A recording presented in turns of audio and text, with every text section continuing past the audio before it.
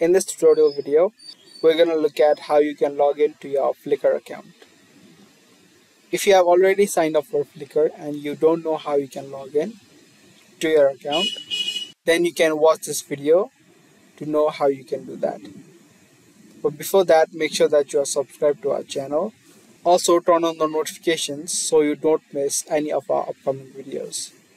So firstly, in the search bar of the web browser, type in flickr.com. Next, you will land on the website of Flickr. To log in, you can click on the login option located on the top right. Firstly, type in your email address and then hit next.